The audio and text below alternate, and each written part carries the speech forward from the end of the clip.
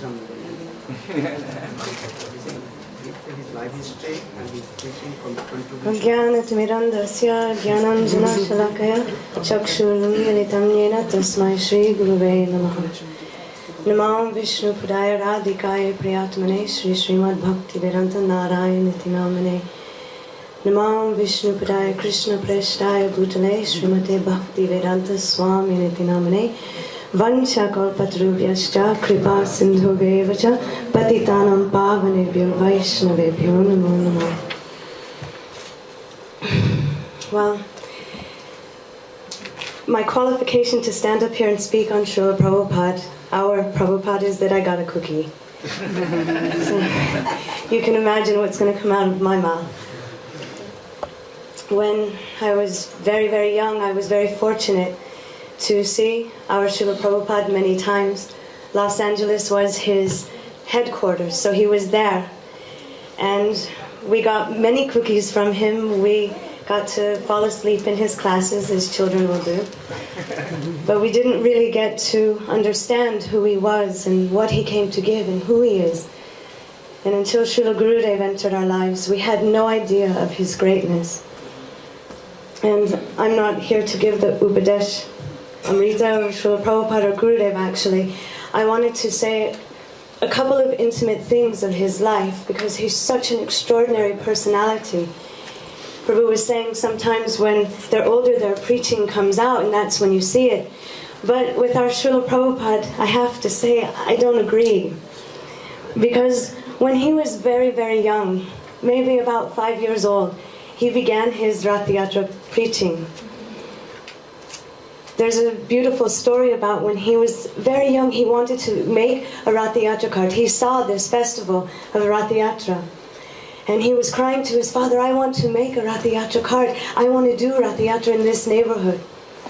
And his father couldn't afford to build him a nice Rath cart. So he was crying. He was crying, no, I want this, I want to do this. And one old lady saw him crying, and she said, oh, why is this boy crying like this? And his father, Gaur Mahan, they said, oh, because he wants to do this festival, like child's play. She said, no, no, he should have this cart. I will pay for it. You build it, I will pay. So Srila Prabhupada, actually, Abai Charan, he went and he got all of his friends together. He went to their parents' house and he had them all cook really nice for his festival. And he engaged everyone in doing a small little Rath Yatra. From his very youth, he was very attracted to this mood of going out and preaching and giving in kirtan. Because he appeared on this day of Nandotsav, his family called him Nandu. I just think that's very, very cute. He had a very, very strong liking to kachoris. And so his family, his friends used to call him Kachori Mukh, Kachori Face. He used to carry them in his pockets. Srila Prabhupada, when he met his Gurudev, was in 1932. And he only met his Gurudev a few times. And I think that's very, very significant, especially for us now. Because a lot of times we think that those who had the most association with our Gurudev or their Gurudev, that they are the ones that are the recipients of his divine mercy. But actually it's not necessarily always so. And we should keep that in mind, that the Acharya, they preach by example. And it may have been at a very older age, but he went out and he fulfilled the order of his Gurudev. And what was that? Oh, you speak English nicely, so you should try to preach in the English language. And from that day, within his heart, he had this burning desire. It wasn't until many, many, many moons later that he could fulfill that. But he did. He did. Our Gurudev once said that he fulfilled the prophecy of Chaitanya Mahaprabhu that this Harinam would be chanted in every town and village. Our Gurudev said that on Nandotsav, all Brajbasis, they want to give in charity. And Krishna himself wanted to give something in charity. And so he said on this day, he gave his greatest jewel. He gave this Swamiji to the world. He gave us this jewel that is Krishna's mercy, directly moving in our lives. So many things that I would like to say about our Srila Prabhupada, because every act that he did was so extraordinary. But because Harinamananda and Shilpa Karni aren't here, I wanted to say something that they said earlier. They came to the house and I thought it was so extraordinary, his sweetness and his kindness. One Vaishnava who came to Srila Prabhupada in the early years, he said, "Oh, Srila Prabhupada, I am going to go away for some time." And Srila Prabhupada said, "Oh, where are you going?" And he said, "Oh, well, because of my previous activities, I have to go to jail." And Srila Prabhupada looked at him and he said, "Oh, no harm. Krishna was born in a jail."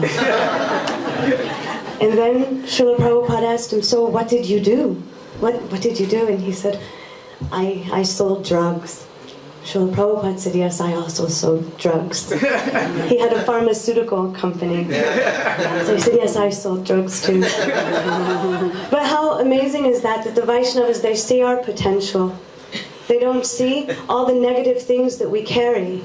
And Srila Prabhupada was so kind. He came and he didn't know, when he got off the Jaladuta, he didn't know whether to turn left or right. He was looking. He had 40 rupees in his pocket and he had some, was it chickpeas, dried chickpeas or puffed rice.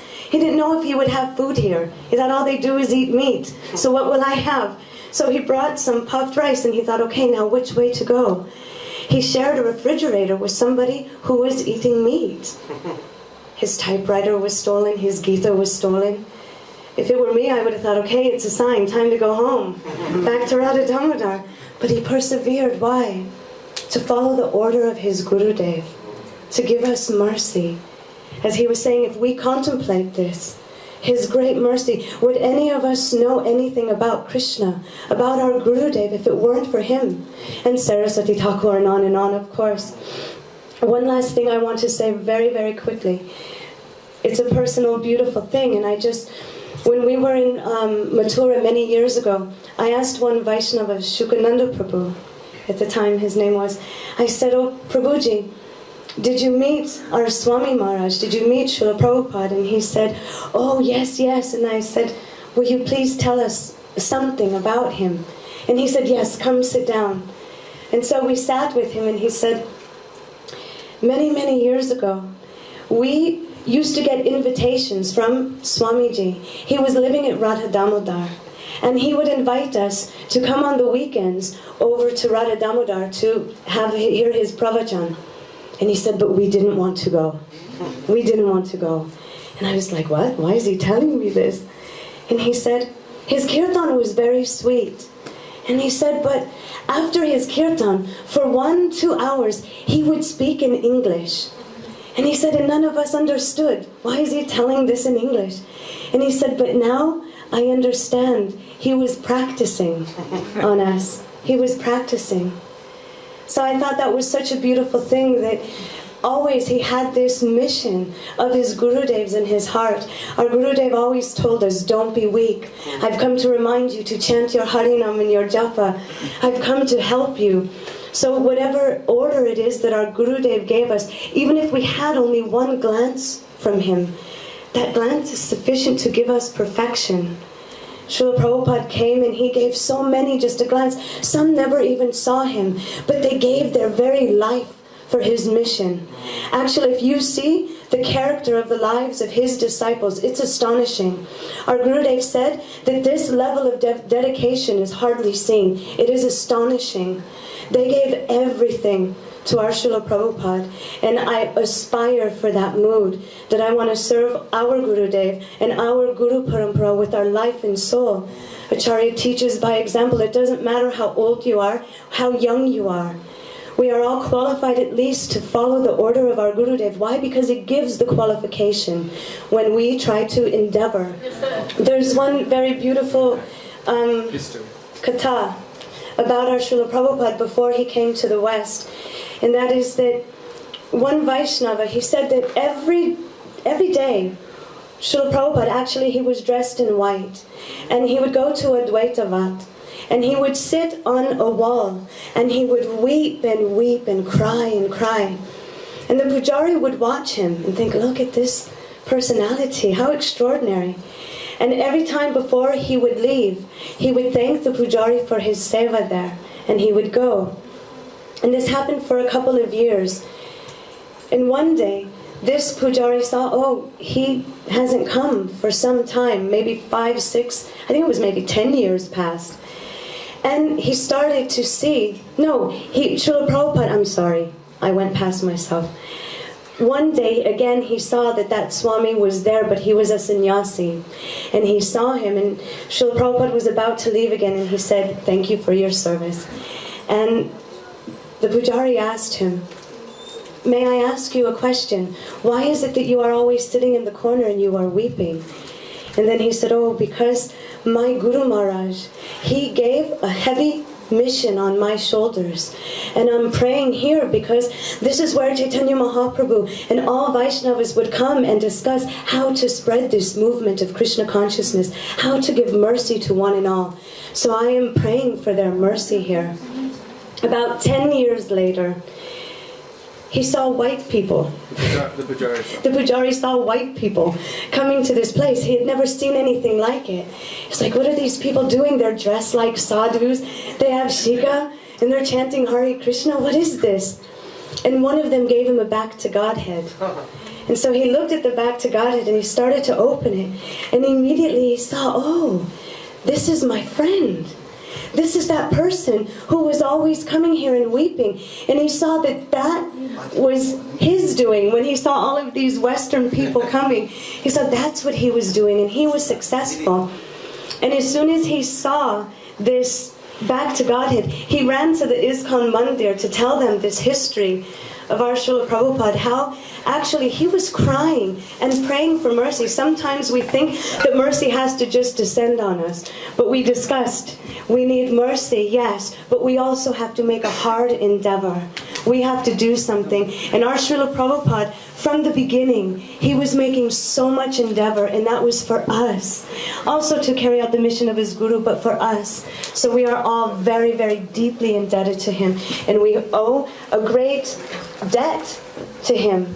And the only way we can pay it back is by becoming perfect in Krishna consciousness, because that was his desire. Okay.